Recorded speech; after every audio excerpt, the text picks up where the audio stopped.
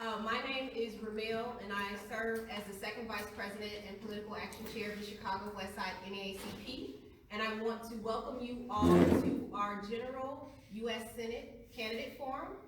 And as you can see, we have 3 candidates who are here today to vie for your vote and explain to you why you are important and why you should support them. And so the rules of engagement as it relates to this forum is that we will be respectful of one another, right?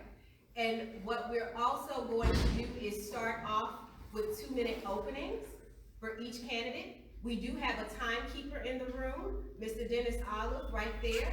When you see the green, that means you're halfway through your time, and then red means to stop. And so I would ask that you do respect the timekeeper as well as one another and everyone tuning in. So without further ado, I do want to invite our president up to give a brief words to get us started. President Carl Brisbane. First of all, I want to thank you guys for coming out. It's been a busy schedule for you guys running all across the state and everything like that. But it's important for our community to get the information, to be informed so they can make an informed decision. So we want to thank you guys for taking the time out to share your platforms, share your visions, and share your interests with us. So we want to appreciate it. Thank you guys for coming out. And thank the live audience and listening audience for tuning in so you can make an informed decision. So that's why we're here tonight. So welcome you guys. Thank you, Mr. President. And so I do want to let those who are tuning in know that you can submit your questions via the chat on Zoom, and they will provide those questions to myself, the moderator, so that they can be asked of the candidates. And so we're going to go ahead and get started with our 2-minute opening, and we're going to start with Mr. Danny Mala. Thank you. Should I use this? You can. Yeah. Testing. You turn it off. I don't know if this is actually going to anything, but I'll just scrap it. Oh, there we go.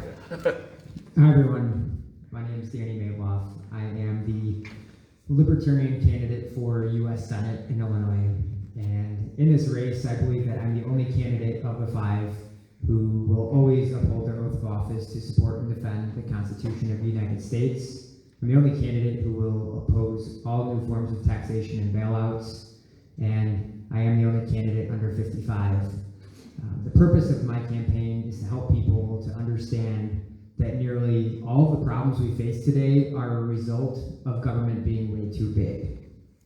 Also, that the Democrats and Republicans have failed the American people, and the 2-party system has failed the Constitution of the United States.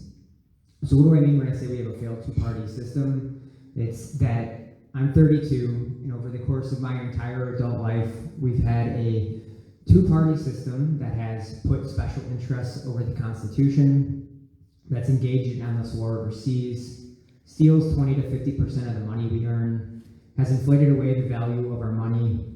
We spy on our own citizens, and we've wastefully accumulated a $27 trillion national debt, and we now have the most imprisoned country in the world. These are big government, 2-party system problems that require libertarian solutions. Some of those solutions include bringing the troops home, saying no to any more bailouts and crony capitalism, repealing domestic spying programs such as the Patriot Act and FISA, end the federal government's unconstitutional war on drugs, audit and abolish the Federal Reserve, end all taxpayer-funded foreign aid, as well as perhaps start following the Constitution and perhaps some term limits. So what Washington needs is dissenting voices, and that's what libertarians offer. So please join me in November, or now, with early voting to vote for peace and liberty and the libertarian candidate for U.S. Senate. Thank you. No. Hi, I'm not Will Wilson. I'm running as a Will Wilson party this time. And my platform is basic is economic development, empowerment, prison reform, healthcare, and equal opportunity and equality for all citizens. Make sure no one's left out, left behind. I think the U.S. Senate must serve all the people, it should serve all the people for the state of Illinois. As related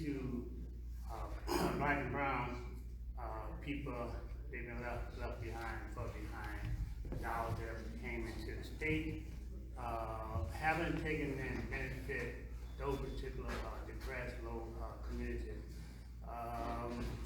Take for example, like we just toward the COVID-19, we're giving away 27 million face masks, which equate to about $18 million. Big Devin been in office for 38 years roughly. In the last 4 months, we've done more for the people of the state of Illinois by spending at least $24 million on personal money to help the citizens with COVID-19, getting people out of jail, non-violent misdemeanor, giving food cards to senior citizens, making sure that we help everybody to get through this whole situation. Prior to that, our record shows that we've been involved into the community, still involved in the community, and we stay involved with the community. I'm running to replace Dick Durbin supported the '94 crime bill, which put more people in jail during the crime bill than the people in South Africa. Yeah, for misdemeanor nonviolent. That is a shame. Yeah. Millions and millions of people, you got a privatized prison system today. He's responsible for all of that. So we can talk more about it in a few minutes, but basically that's kind of what I want to bring up. Thank you, Dr. Wilson. Mr. Mark Curran. Thank you. My name is Mark Kern. I'm running for U.S. Senate also, and I'm a Republican nominee. Just by way of background, I was a longtime prosecutor, county, state, and federal, and I was the longest serving sheriff in Lake County history. And the lens that I see everything through is faith, so I'm consistent, as I know Dr. Wilson. So I'm consistent in that regard. If you ask me a question, you know, you see where the answer comes from. With regards to when I was sheriff of Lake County, crime was consistently lowered. I was somebody that believed very much in diversity. I hired the first African-American woman to be the chief of the Lake County Jail. During that period of time, she was also the head of the local chapter of the NAACP, which I worked very closely with when I was up in Lake County. I spent a week in my own jail as sheriff in Lake County. It was a story that went national. And the reason why I did that was to draw attention to the incarceration problem in America. 5% of America, we have 5% of the world's population, yet we have 20 to 25% of the world's incarcerated population. We incarcerate way too many people.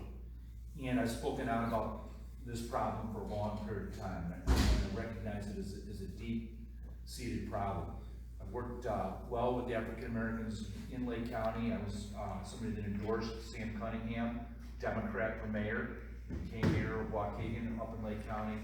And I made great relationships up there. I'm somebody that Lake County had a history of incarcerating the wrong people up there. And Benny Starks, who served a long period of time for a crime he didn't commit, when he was awarded, he personally thanked Mark Kern for speaking out about the wrongful convictions in Lake County. So I've got a history of fighting on behalf of y'all. Similar to what Dr. Wilson said, I'm going to tell you folks something. Regardless of who you vote for, I think Dick Durbin has absolutely the worst record with regards to the minority communities. Just about anybody in the Senate. I could go on, and I'm sure there'll be time later. Thank you. Thank you. And so I do want to make a correction for the record. We have a fourth candidate who is present, but he is present via Zoom. And so we do want to give him an opportunity to participate, and that is Enter Mr. your meeting ID, followed by pound. Because the audio is not working. Sorry, everyone. Not concerned.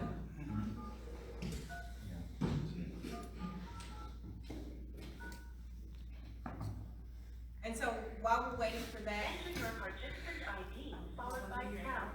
Otherwise, you are in the meeting now. There are 5 participants in the meeting.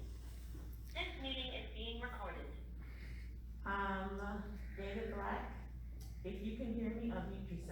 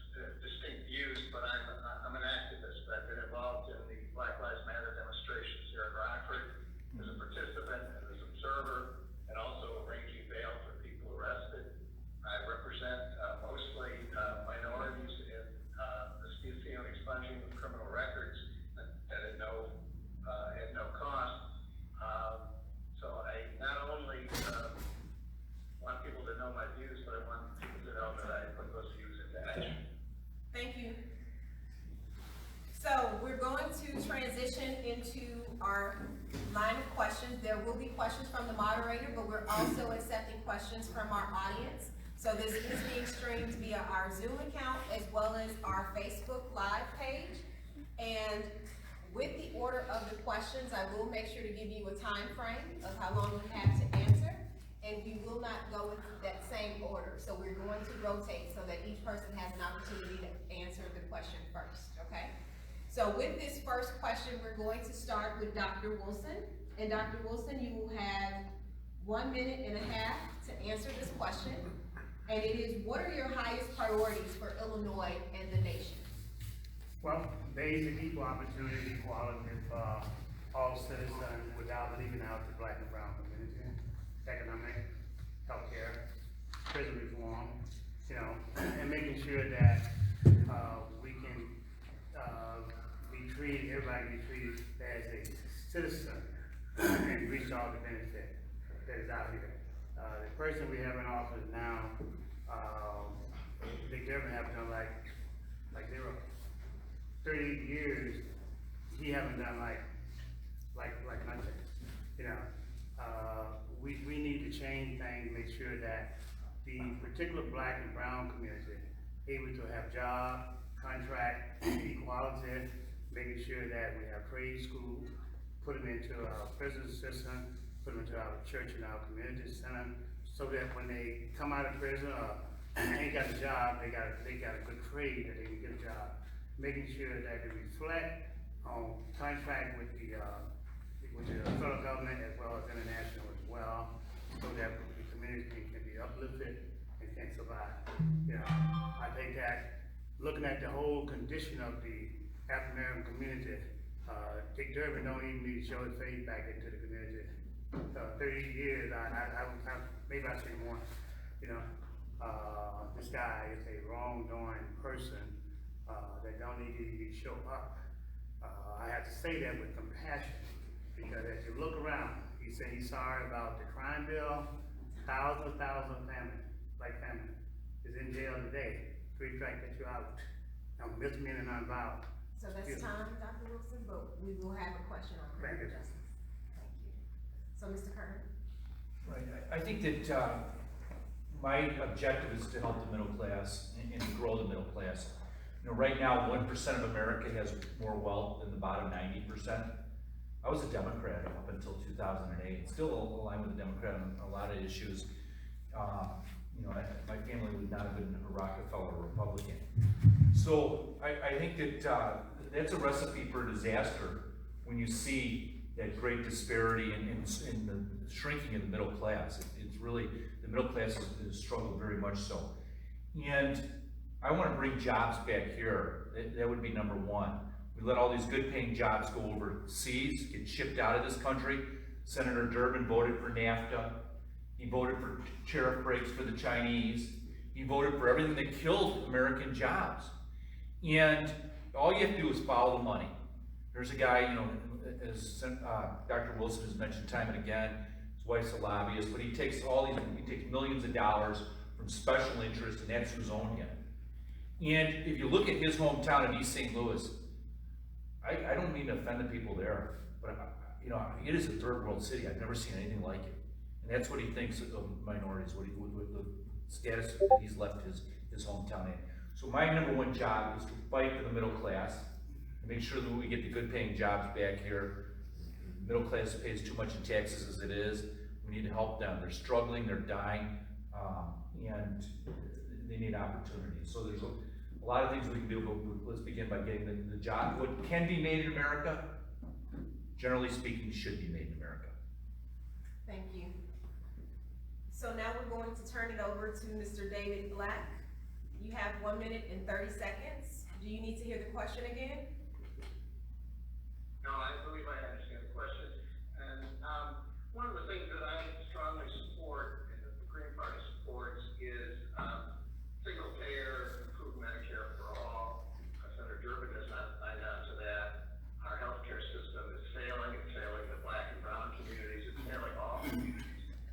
The healthcare system is tied to employment, and right now with people losing their jobs, if they have healthcare, they're going to lose their healthcare. We need a system that covers everyone.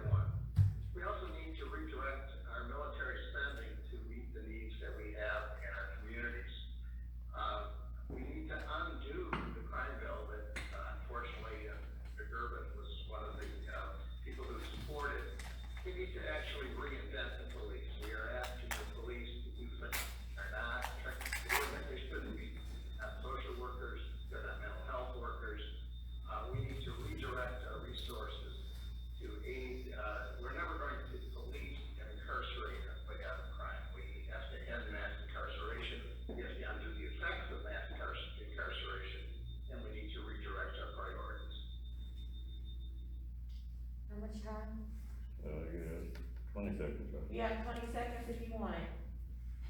Okay, well, I just want to say that I have a personal experience because I'm dealing with people's criminal records, and I see the effect of our war on crime and our war on drugs and what it is doing to people and not allowing them to rehabilitate themselves and go on with their lives.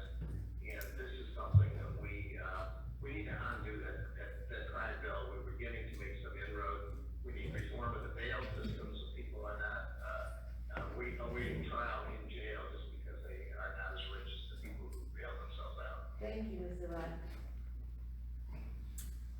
And we are now going to turn it over to Mr. Danny Maylock. Thank you. So the highest priorities for me as a candidate for United States Senate are issues at the federal level.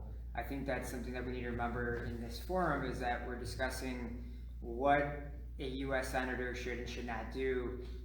And when it comes to a federal congressperson, it's to legislate based on the Constitution of the United States.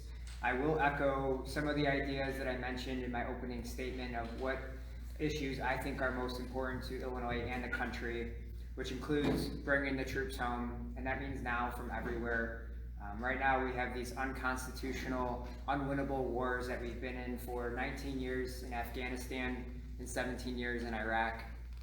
We need to say no more to crony capitalism and federal bailouts for big banks and big corporations. These are unconstitutional, they don't work, and my question is, who's paying for them? It's the future generations of Americans that are paying for those bailouts. We also need to repeal the domestic spying programs and federal government's unconstitutional war on drugs. I think one of the most important policies is that exactly, to end the federal government's unconstitutional war on drugs. The war on drugs has failed the American people. It's been in place since 1971, and I think we would all be in agreement that it has not worked at all. Again, it's an unconstitutional, oh, I'm out of time. Thank you. So, our next question, we will also have 1 minute and a half, and we're going to start with Mr. Mark Curran, and it reads, one of history's headlines for the past few decades will center on the ever-growing concentration of wealth among the few elite, along with an increasing economic divide and decline in the American creed of mobility. As one senator, how will you address this issue specifically for Black people? Right, so I've spoken about this time and time again, and I think that what happened was, as we became a globalist economy, these multinational corporations, they went for the cheap labor overseas, and the people at the top got filthy rich, and everybody else got killed, and the wages weren't shared. I think that ultimately we need to enforce the antitrust laws that have not been enforced for a long time. It's too big to fail, it is nonsense.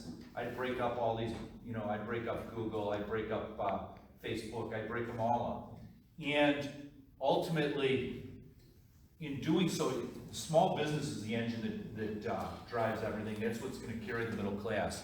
So if we can get the small businesses and get less regulations, less taxation, trial orders have to be reined in. They put the fear in everybody. You look at this COVID and businesses are dying, and trial orders say if you violate any of the governor's orders, we're going to sue you. So all of that's wrong. I think that ultimately, if we don't do something and we don't get serious about the disparity in wealth and income, and I've spoken about this again and again, we're going to have socialism. Because people see it and they say, capitalism is not working. And the reason it's not working is greed. So greed is a sin that Christ spoke about time and time again in the scriptures, and it's real, and I don't agree with the ideal that it shouldn't be addressed. Thank you. Mr. Black? Again, one of the big issues for leveling the playing field is healthcare. We have a single-payer system where we had healthcare for all. That would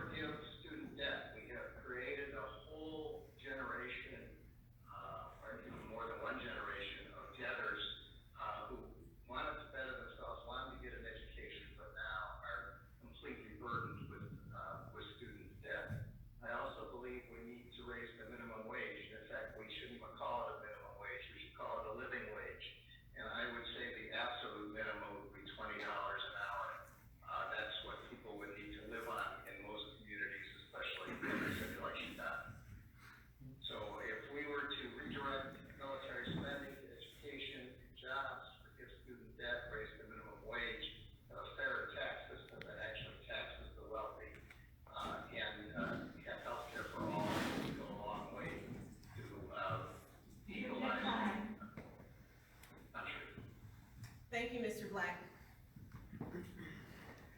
Mr. Maybob?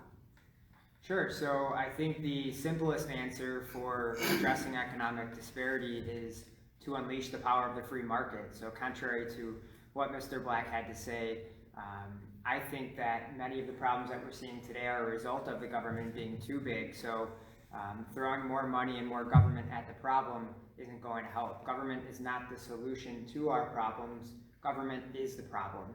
So if you look back at 2008, who did the federal government bail out? They bailed out the banks and the corporations. If you look back to a couple of months ago when they passed a $2.3 trillion spending bill, who did they bail out? They bailed out the big banks, the hedge funds, and the corporations.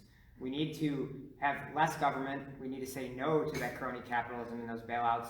And we need to deregulate as well, because the regulations that government has in place actually help those cartels and those big businesses thrive while small businesses suffer because of the barriers to entry. It eliminates competition as well. And lastly, if we're not talking about the Federal Reserve banking system, when we're talking about economic disparities, we have no substance at all. We need to audit the Federal Reserve, and now we need to abolish the Federal Reserve. It's as simple as that. The Federal Reserve monetizes the debt, they monetize the spending, they monetize the bailout, they monetize the wars overseas. We need to end the Fed.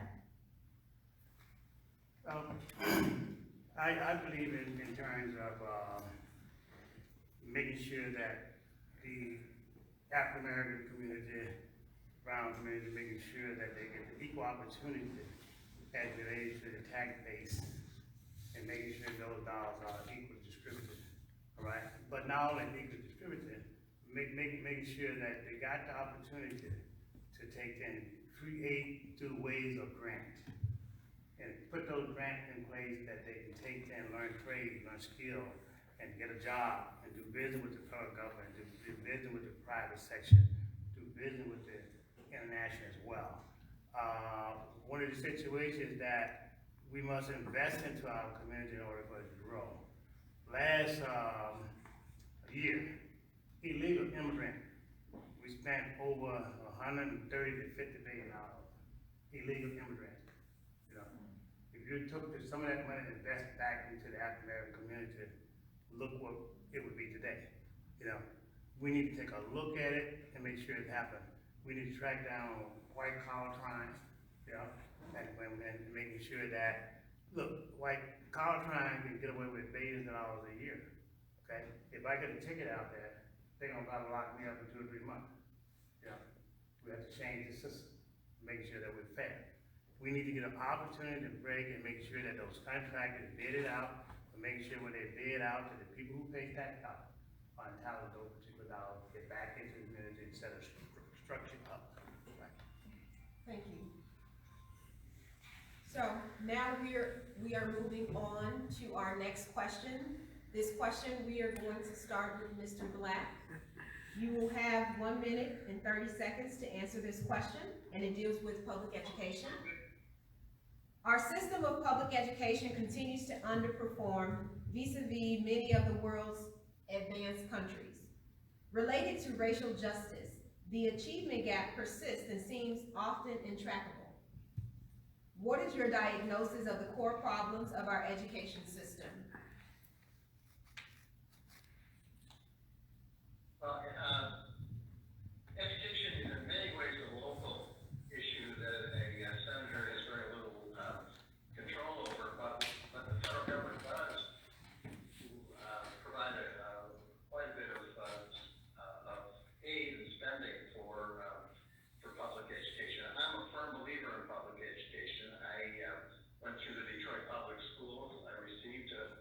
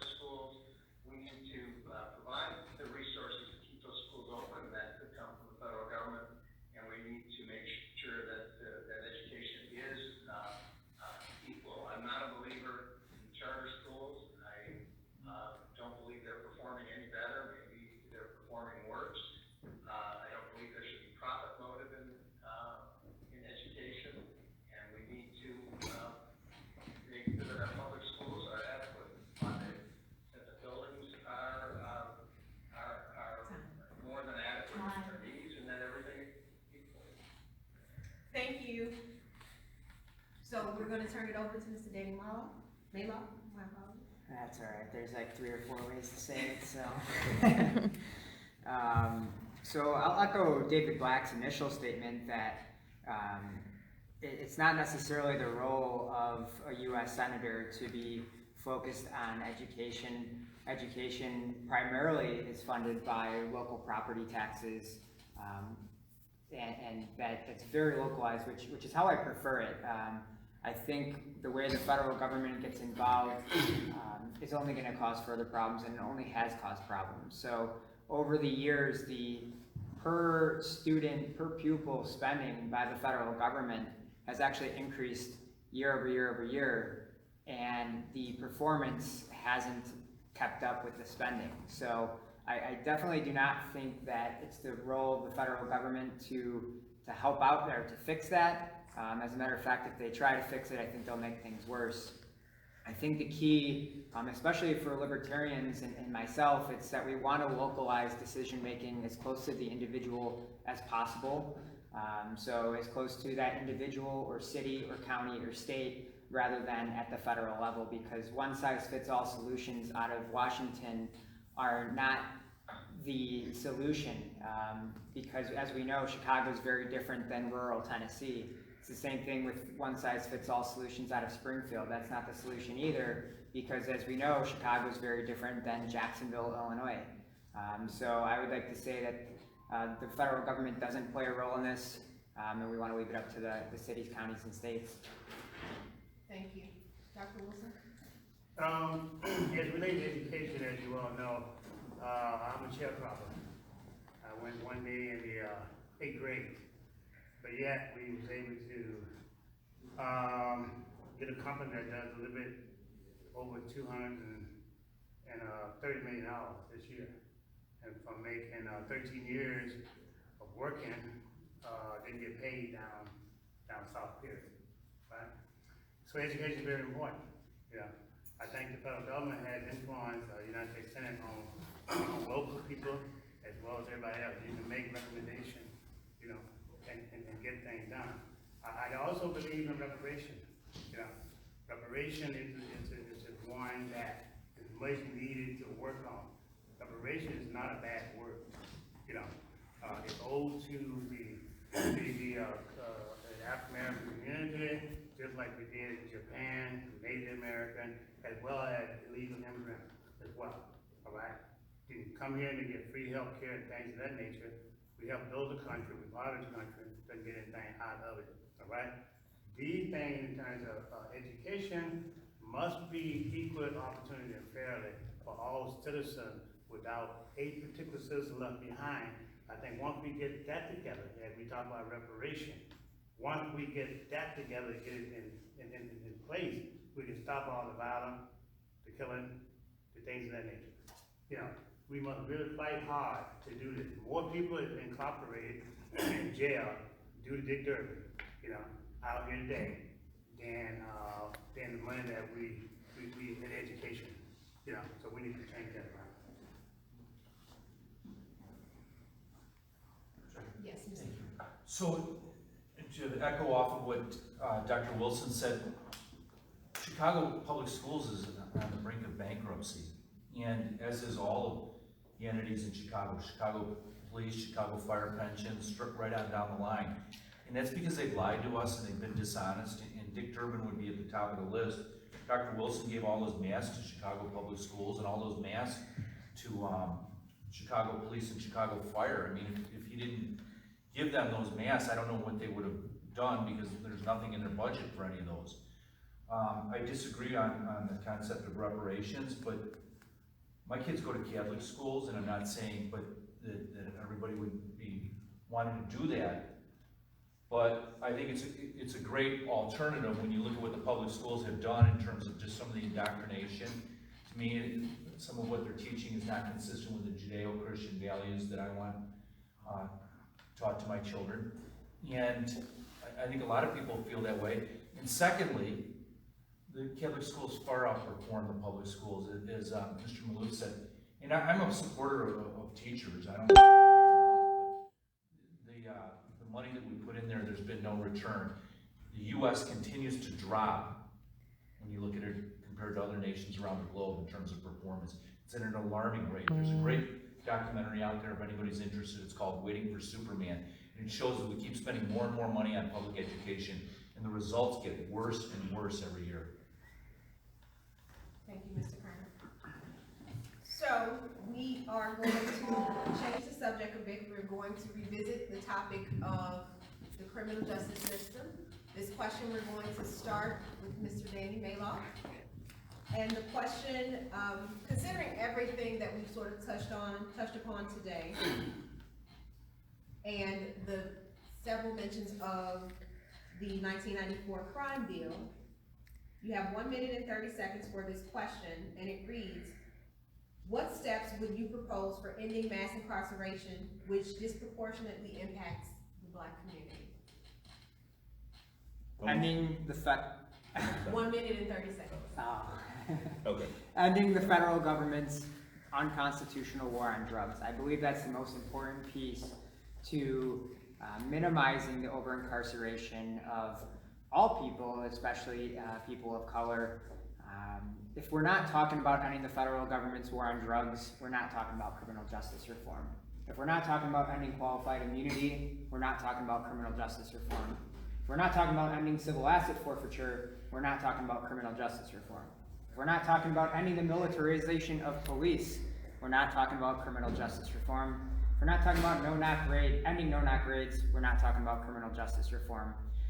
Right now, the only libertarian in Congress has a bill in place for ending qualified immunity, and the only really liberty-leaning Republican in Congress, or in the Senate specifically, has a bill to end no-knock raids. Those are Justin Amash and Rand Paul, and these bills have not been called up by Nancy Pelosi and Mitch McConnell. So the Republicans and Democrats are again failing the American people and failing the Constitution of the United States. I would go on record to say, and I hope some of my opponents would as well, that they would sign on to Justin Amash's bill and Rand Paul's bill to end qualified immunity and end no-knock raids. So there's absolutely no reason that we should be continuing this unconstitutional war on drugs that's been in place since 1971 and has failed in its purpose. Prohibition does not work. Thank you. Thank you. Dr. Wilson? Well, prison reform, as you know, I do believe this here is that all the people who got locked up for misdemeanor and non-violent, some of them at 10 years, 15 years, 20 years, misdemeanor and non-violent. I do believe to my heart that they need to be let out and let go. Teach them, give them a trade, have a job, get things prepared, ready for them. Because if you compare the black person to the white kid, all right, it's a different night and day. A lot of them didn't get the 3 strikes that you out. You know, this is wrong. You know, so Dick Durbin, for example, like he's the root of this thing. You know, HR 40, things of that nature as well. All right, he hand-delivered got that bill passed. All right, and it affected a lot of people. Sorry, it just ain't enough. He needs to pay back the money that he made and his wife a lobbying company. All right, he got rich off being a career politician. He's a millionaire. You know, he needs to pay that money back to its citizens of the state of Illinois. He haven't took not one opportunity to help that I know of from a massive situation. The black people that he put in jail is still in there today. All right, have made an effort for misdemeanor non-violent to help them get out or get a job and learn a trade and get trained to make those things happen. He's wrong. Thank you. Mr. Kerner? Sorry, so going to the last question, I just wanted to say that, so what I was pushing for was obviously vouchers. You get a check from the government, if you want to go to public school, you do, or if you want to go to a private school, you do. With regards to criminal justice reform, you know, like I said, in spending a week in my jail, you know, I was reminded of the Gospel of Matthew. I was in prison and you visited me, and that's a question that we might be asked someday when we meet God. So it's something that I very much believe in. I think that Senator Durbin, there's no way that anybody out there can tell you that they didn't know that criminal justice bill that Senator Durbin was was pushed through, the Senate wasn't a racist bill. The bill specifically targeted crack cocaine, not powder. I mean, that was directly targeted at minority communities, there's no question about it. And, you look at what he's done in terms of just the police, you know, the riots and everything else that's happened. There has been some bad behavior by police officers, and, you know, some of these, groups vigilante groups have done bad actions as well. When you're the head of when you're the United States Senator from Illinois, you have a soapbox. People listen to you. You have the ability to influence in a big way. No, you didn't come anywhere near Chicago. Cities up in flames, black businesses are going under. Time and time again, it's been the black people that have been victims of these shootings. No word whatsoever. And I submit to you, he's been the #2 man in the United States Senate all these years. Go to East St. Louis and see what he thinks about minority people. He could have done anything for them, and he's done nothing. But I agree that 94 bill needs to get rolled back, it needs to go away. It's a bad bill, it's a racist bill, and we need to, people that have criminal records, they need to go away after a certain period of time. You can't label them forever, that's absolutely horrible and immoral as well. Thank you. Mr. Black? I'd like to begin by saying that it should be clear that we are never going to arrest and incarcerate our way out of crime. We need to redirect our resources, especially from the military, into education, into the causes of crime, into raising people's income, and I do believe, along with Mr. Wilson, Dr. Wilson, that that there should be reparations based on past racism and present racism. We need to end the war on drugs. We need to end qualified immunity and no-knock warrants. We saw what happened with the no-knock warrants with Breonna Taylor. We need to demilitarize our police. And I was shocked when I go to the Labor Day parade in Rockford, Illinois, to see the police have a tank. I don't know why the police would need a tank. There is a program that allows the police departments to get excess military hardware. We need to, instead of militarize the police, we need to reinvent the police. We cannot treat everything that happens as a crime, and we need to have treat mental health issues with mental health professionals. We need to have social workers work on domestic violence and not the police. We need to stop the interaction of the police and minority communities that have no crime and like crimes. Thank you. So we're going to transition to our next question, and it focuses on our current situation, which is the pandemic. And so the question reads, and you'll have 1 minute and 30 seconds.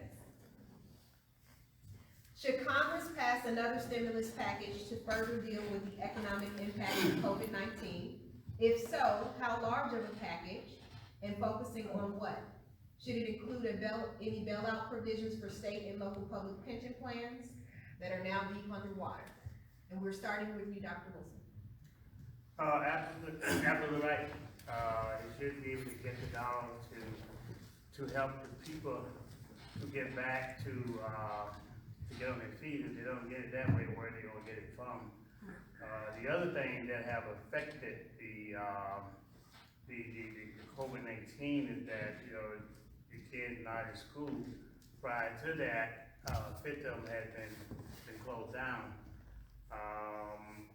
We've given away to the community millions, I mean, not thousands, but millions of dollars in the last 4 or 5 months, so people don't have food. We give away to churches, we give away to people who just don't have it, to help them out.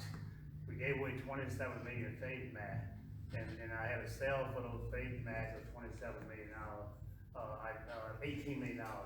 I trained that down and I gave them away. Our senior citizens was neglected that. Dick Durbin didn't have the necessary equipment to give to them, nor did he go in his pocket and give to them as well. nor did he come down and visit those particular, people in the community. And the money that he did get for the stimulus packet, he had 5 of his people that did a no-bid contract, and they was in the furniture business, all right? So he helped get the contract and give it to his chief of staff and people he know, just like he done his wife and things of that nature as well. This is a shame. This is what people should be arrested for. They should be arrested for these type of crime versus getting a ticket. Thank you. Mr. Kern?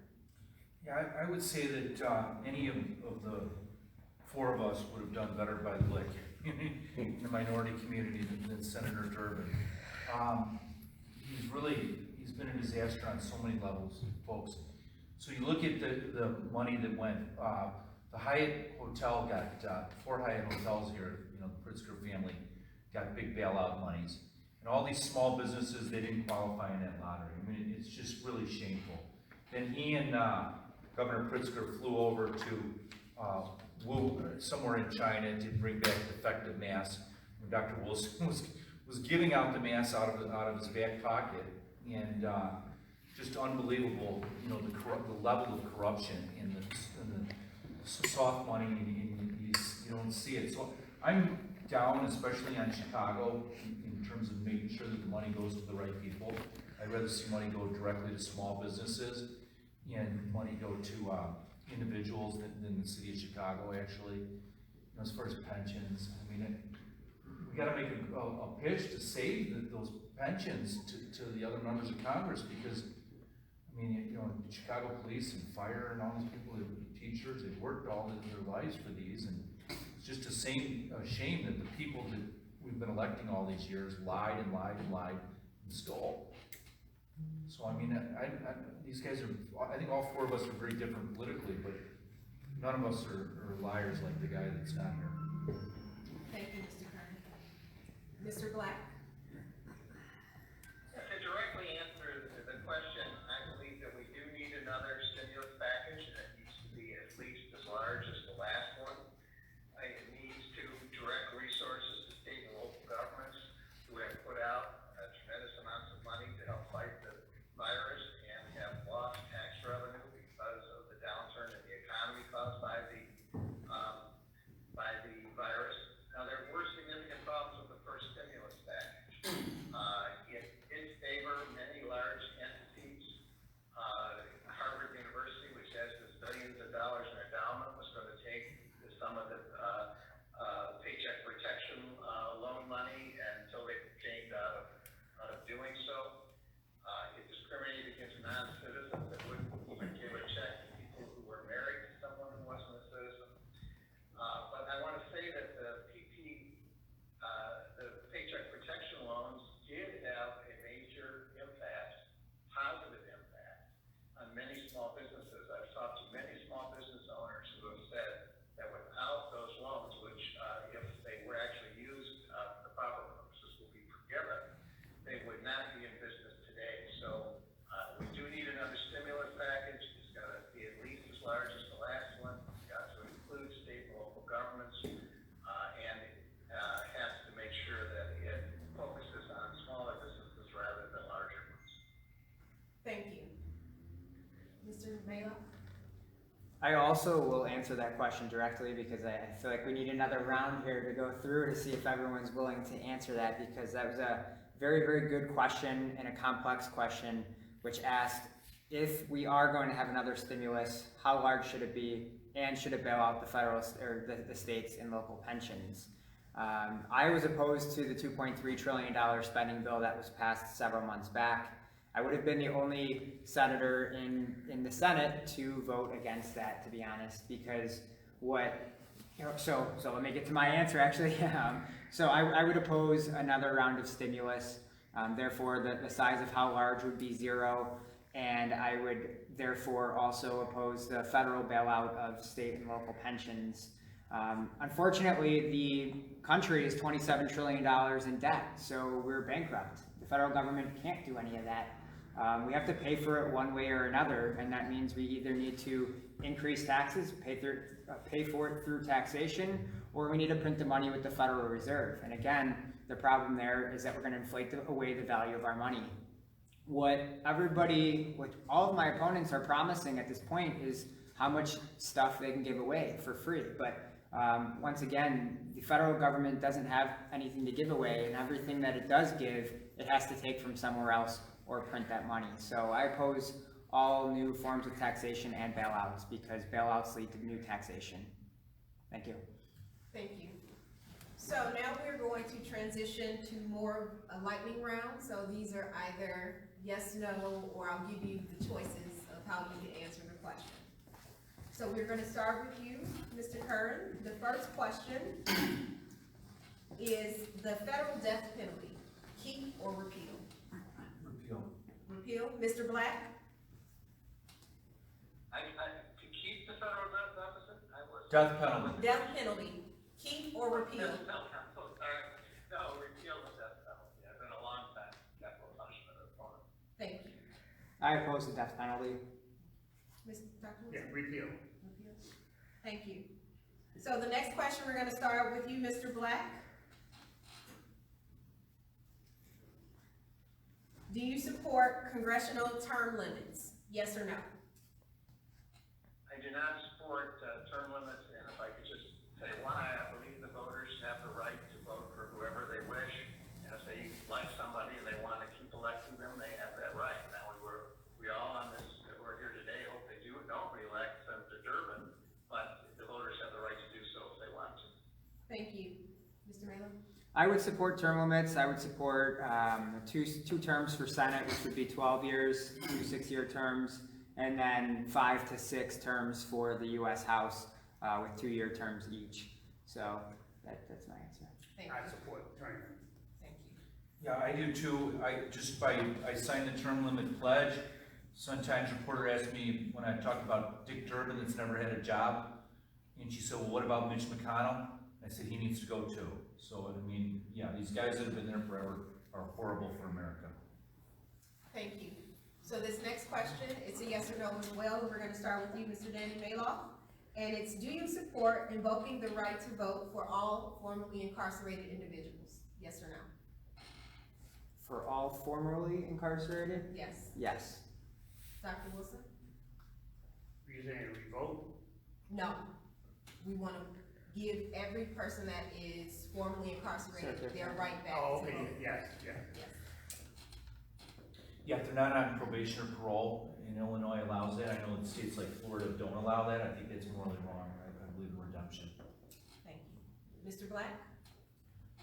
Yes, I do believe we should restore the rights, and we need to clear their records, which is what I'm doing as my pro bono practice. I'm doing expunging records.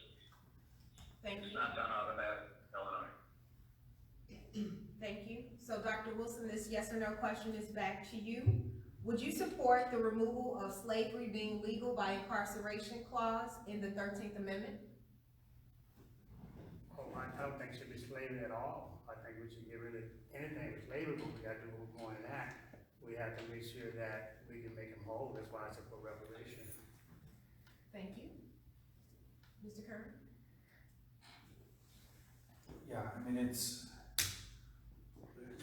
the argument is that people have been incarcerated and that's a form of slavery.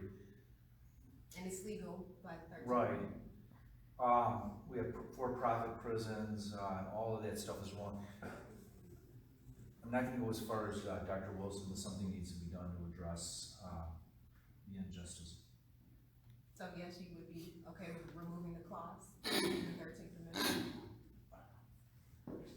You know, you gotta expound a little bit, I still don't understand the question entirely. So in the 13th Amendment, there's a clause that says that incarceration is legal. Right, I mean, but slavery is legal by incarceration. right, so yes, I would support that, I'm sorry. Thank you. Mr. Black?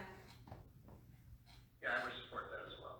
Thank you. Mr. I Mayor? believe so. I'm not too familiar with that. I'd like to say I want to dig in more, but by the sound of it, I believe so. I assume it would then, we need to amend the Constitution, which would be quite a bit of a process, but I definitely want to look into that more, so that's new, that's an interesting question.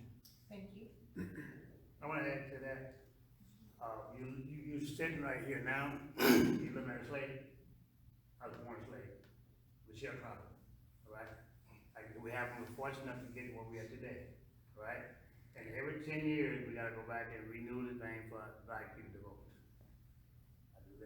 Born a slave, still a slave, work hard for others, give away millions and millions of dollars, they have time to make this thing free. So if you don't know what a slave is, you're looking at one. Thank you, Dr. Wilson. So this next question, we're going to start with you, Mr. Kern.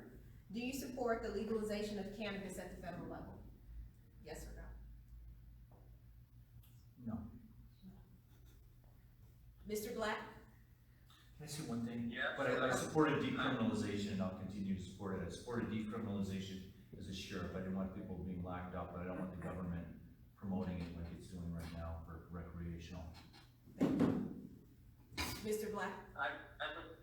Yes, I would decriminalize it at the federal level, and I've been, at the state level, I've been, helping people get those off their records.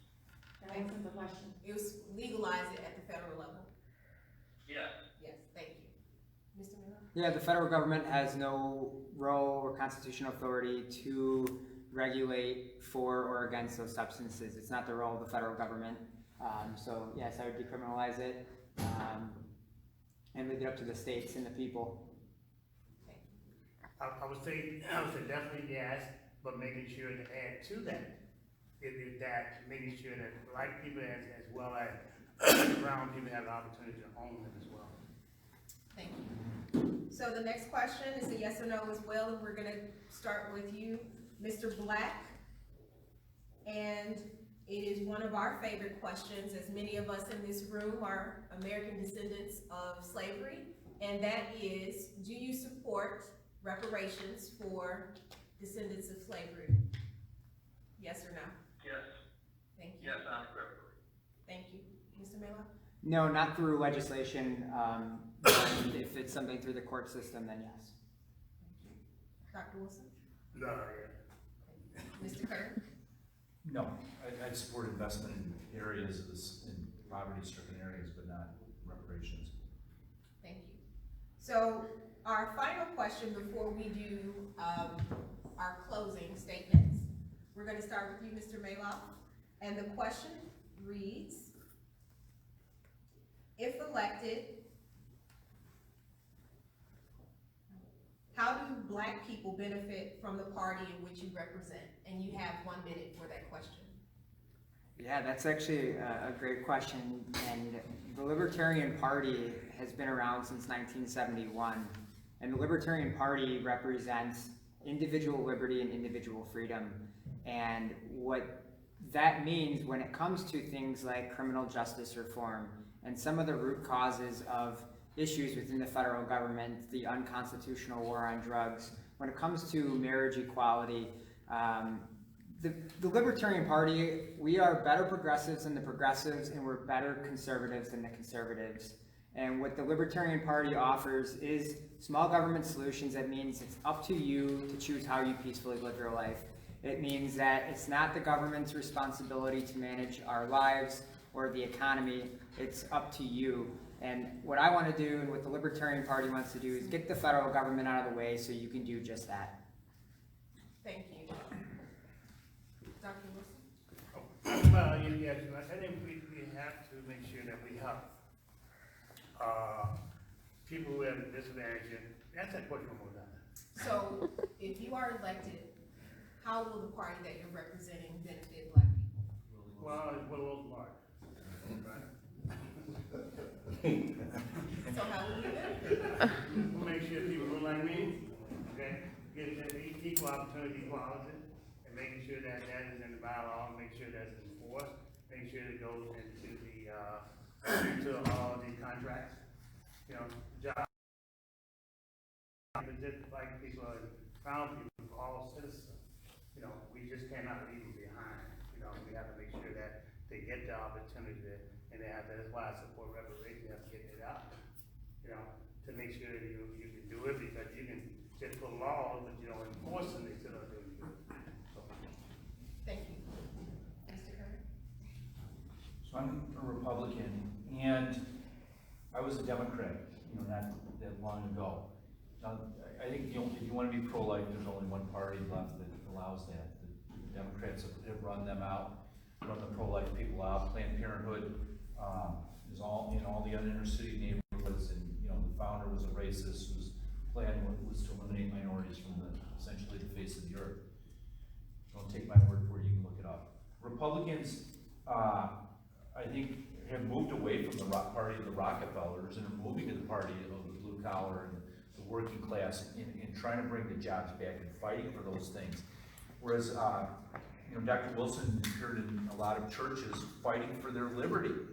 It's the Democratic Party that is going after their liberty, what they can say from the pulpit, and whether they can be open, and whether they can do this, that, or the other, and whether or not what the Bible says is hate speech. And, you know, to me, if I don't want to have a choice to make a living versus follow God, and I think the Democratic Party is doing that to us right now. Certainly with Senator Durbin, who pushes that harder than anybody, has no respect for religious liberty. Thank you. Does that answer the question? Mr. Black? Yeah, first of all, if we redirected our resources away from the military to human needs and to the needs of our cities, we would go a long way towards helping people of color. I would include in that having using some of that money for reparations. We need to end mass incarceration, and if we had single-payer universal health care, that would improve the health outcomes for Black and brown people who now currently have a shorter life expectancy, have much poorer health outcomes. Our healthcare system is broken on the verge of collapse because of the virus, and we need to have a new system that is fairer and universal. Thank you. So, in order to respect the candidates' time and everyone's time, we are within time. We still have a few moments. I do want to give you all an opportunity to give your closing statements. They will be 1 minute, and we will start with you, Dr. Wilson. Well, first of all, thank you, Lord, for allowing us to be here tonight. Thank you all for doing it as well for us. I just want to say that, look, we gotta work so hard in terms of making sure the police department get their pension and fire department, school teachers, and things of that nature. And making sure that African Americans and brown people get the opportunity to take and be able to have equal opportunity, equality for all. And we just can't say it, we gotta make sure that these things gets in place and get done, all right? Lastly, I got about 15 seconds to say, dear Lord, we thank you for this night. We thank you for bringing us together. We thank you for the NAACP helping us out and making it possible. Bless the NAACP as well, because they struggle too, Lord. And give us all understanding. For those who don't believe and don't understand different things as slavery, they ask you, dear Lord, to teach them to understand that, and you did for us and you did for people across all the same way equal. You made sure the opportunity was there when we didn't have it, dear Lord. We ask you to check on and lay on all everybody's heart to have the education from the discussion, Lord. You give them the will, give them the desire to do so. In Jesus' name we pray for the sakes of Amen. Thank you, Dr. Wilson. Mr. Kerr? Ma'am, we asked about the home time, and then what, and then last. Mr. Kerr?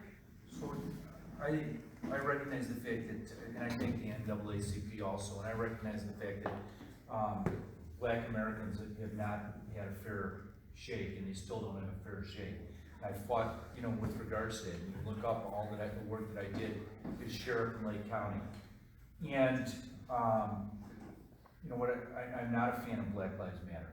You know, and I'll be perfectly honest, because of the support that they give to Planned Parenthood, because of the Marxist policies, and because of you know, somebody the defund the police. I don't believe in that either. But I think that there needs to be a voice for Black people, and I think that the Black community. I went to law school with Rod Sawyer. He's a good friend of mine.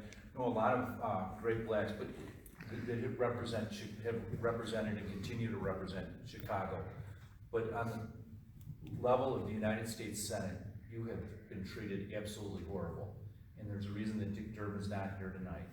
And there's a reason that Dick Durbin, essentially, he cannot justify any of his votes, whether they were racist votes on criminal justice or they were racist votes on jobs. You look at all the money, who gave him money. The biggest corporations and the wealthiest individuals, and that's who owns him. Thank you. Mr. Black?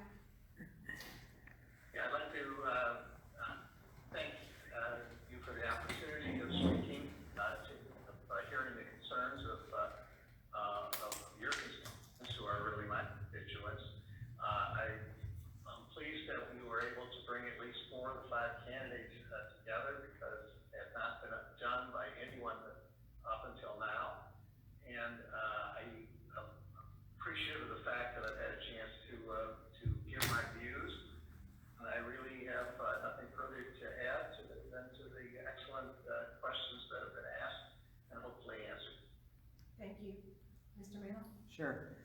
I'll echo some of these other guys saying thank you for including the Libertarian Party in today's forum. I think it's really important to hear from all of the candidates, and in a lot of cases, especially within the mainstream media, we don't hear that from all the parties. We don't hear the voices of all the candidates who are on ballots, whether it's for president across the country or in the case of the U.S. Senate race with some of the news media. So thank you for having me.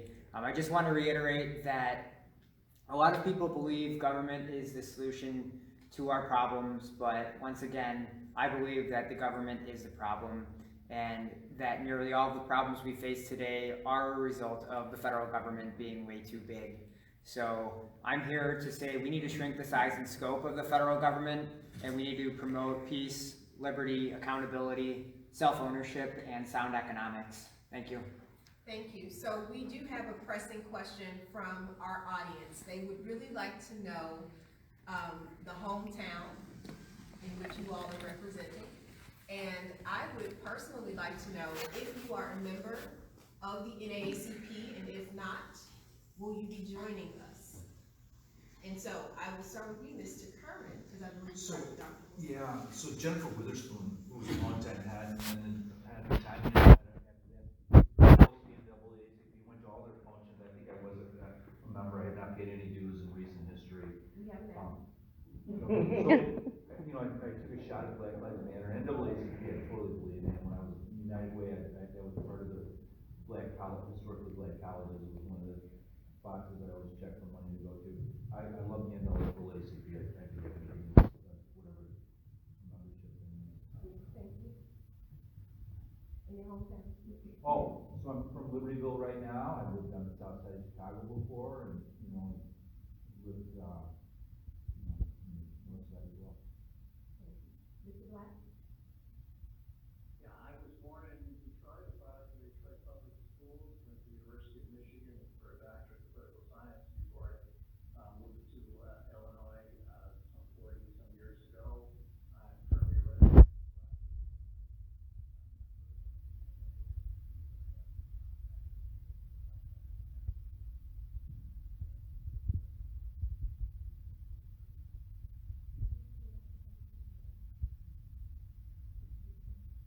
Yeah, so I grew up in Crystal Lake, Illinois, in McHenry County. I currently reside in Woodstock, also in McHenry County. A bit about my background, I have my bachelor's in accounting from the Illinois State University, and I'm a human resources manager for a global manufacturing company in Hamilton, Illinois, and also a volunteer youth wrestling coach for the kids club that I wrestled for when I was a kid. I am not a member of NAACP. I'd be interested in hearing more about filling out an application because, like I talked about today quite a bit, the Libertarian Party closely aligns with, I think there are a lot of shared goals and alignment between NAACP and the Libertarian Party.